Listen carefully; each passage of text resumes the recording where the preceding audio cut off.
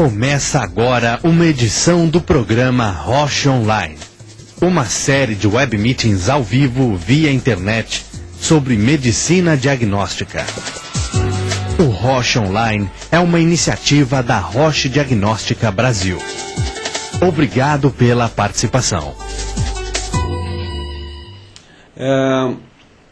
Esse é um trabalho bastante recente, foi publicado há pouco no Journal of Veterinary Emergency and Critical Care, que é a revista de referência da Associação Norte-Americana de Emergência e Cuidados Intensivos, e equinos. E isso é interessante só para exemplificar um pouco do trabalho que vem sendo realizado, até onde que pode se abrir o leque da utilização das curvas de lactato, já que em equinos neonatos vem se utilizando as curvas de lactato com bastante fidelidade.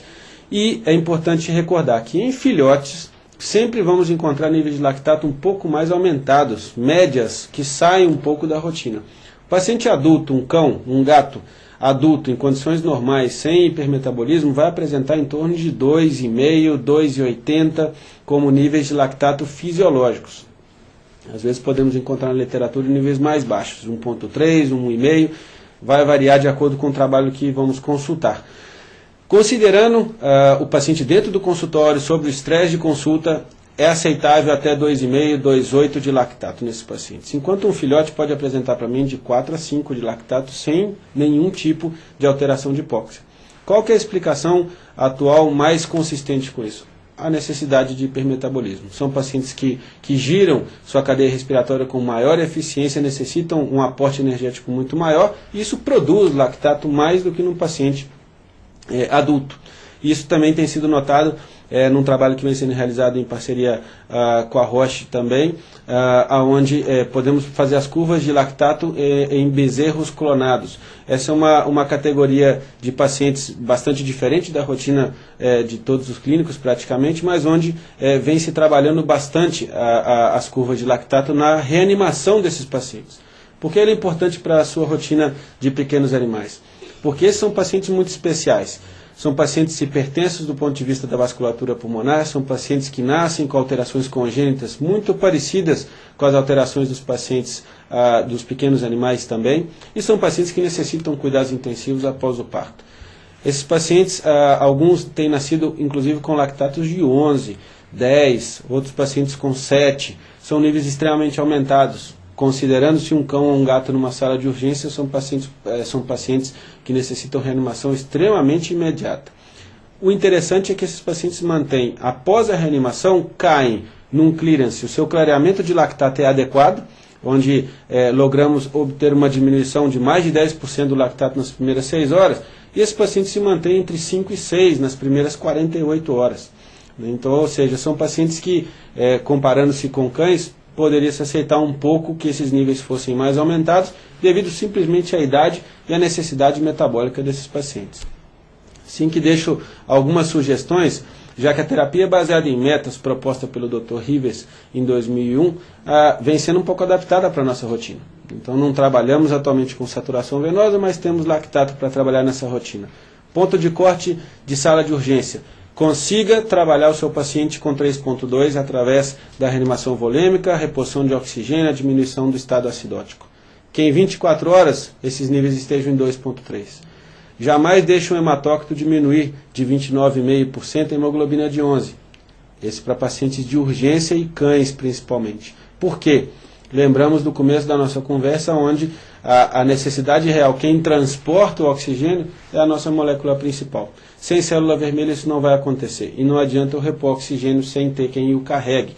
E esses níveis estão relacionados com sobrevida aumentada aos 28 dias. São números mágicos aí na nossa abordagem de urgência.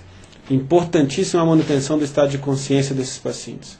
Então, como nível de perfusão loco-regional, a manutenção de uma consciência adequada e de um débito urinário adequado são dois parâmetros extremamente simples que devem ser utilizados em conjunto com a medida do lactato para me prever o real estado de perfusão. Associo também ao ΔT, a diferença de temperatura central e periférica.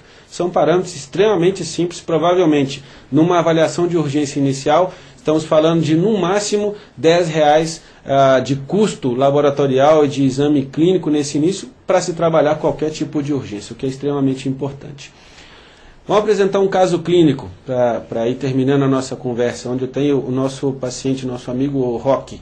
Roque é um paciente mais complicado de se abordar, né? A gente nota pelo tamanho do colar elisabetano, né? Um paciente que não deixa se conter, tem um metabolismo aumentado, quer morder, o clínico não deixa a gente abordar, e ele teve um problema uma semana, justamente pelo seu comportamento mais alterado. Ele se envolveu numa briga e teve uma ferida por mordedura importante no membro posterior direito.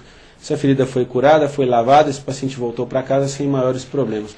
Uma semana depois ele apresentou déficit de propriocepção nessa mesma pata, uma dor incontrolável, não deixava o proprietário se acercar até o paciente, e ele foi até a clínica para a primeira avaliação, e onde a gente encontrou um membro extremamente demasiado, não havia condições de palpação, não havia pulso femoral, e a avaliação com um Doppler vascular, como eu já comentei, um aparelho extremamente versátil, necessário, de custo hoje extremamente reduzido para se utilizar. É possível, através de uma probe, reproduzir, recolher o som da vasculatura e amplificar o som da pulsação e do fluxo sanguíneo.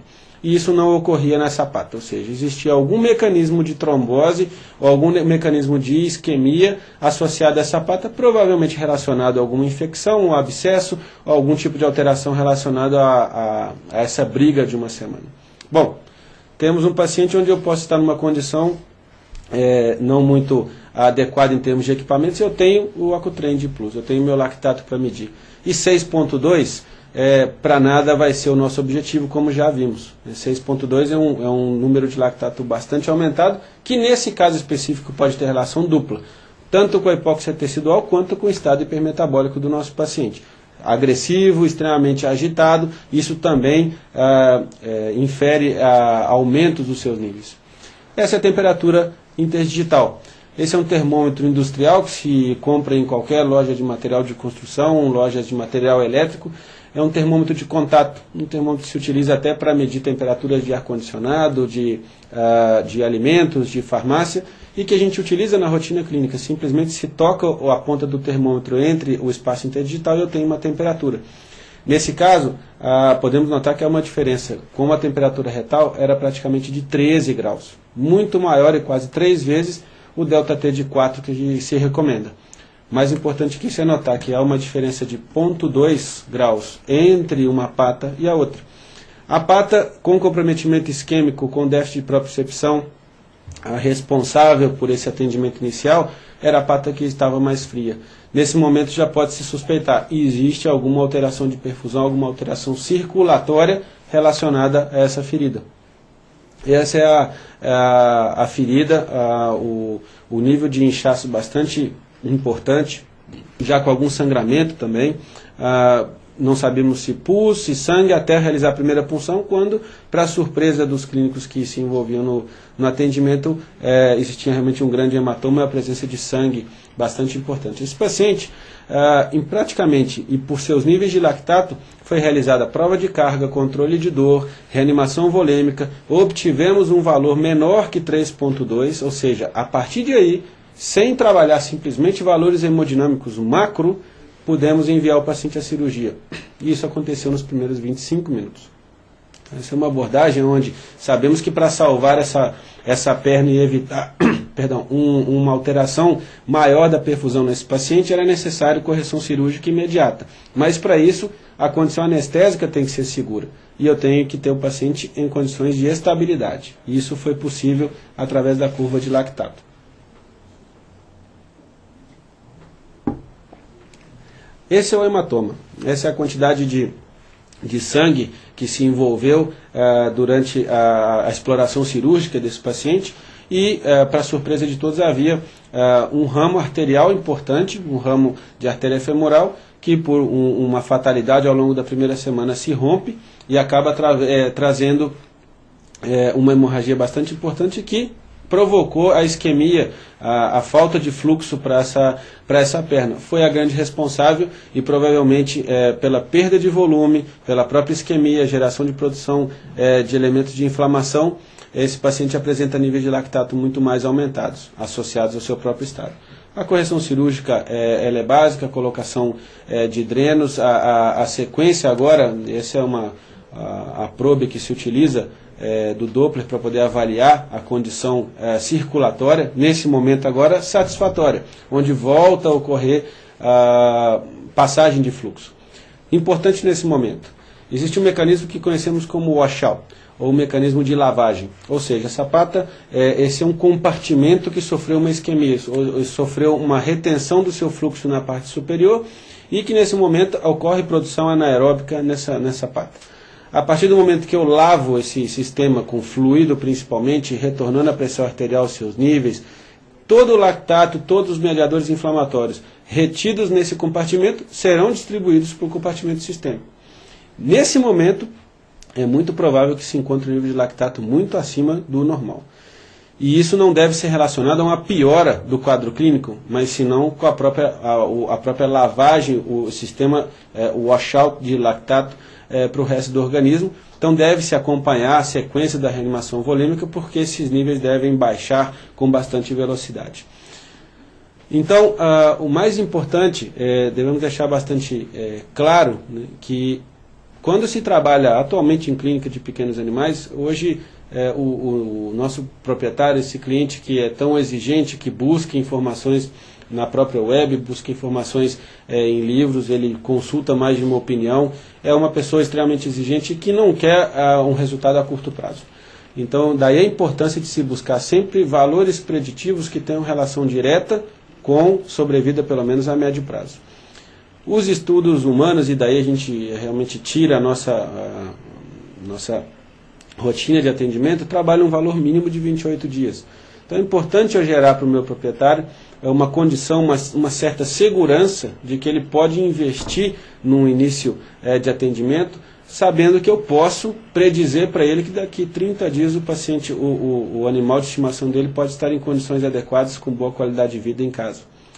É importante saber que esses pontos de corte, eles vêm de um modelo matemático obtido através de um estudo multicêntrico de 1 ano e meio de duração, que trabalhou com populações tanto brasileiras quanto espanholas e portuguesas, o que também gera para a gente uma segurança, já que são dados de hospitais brasileiros.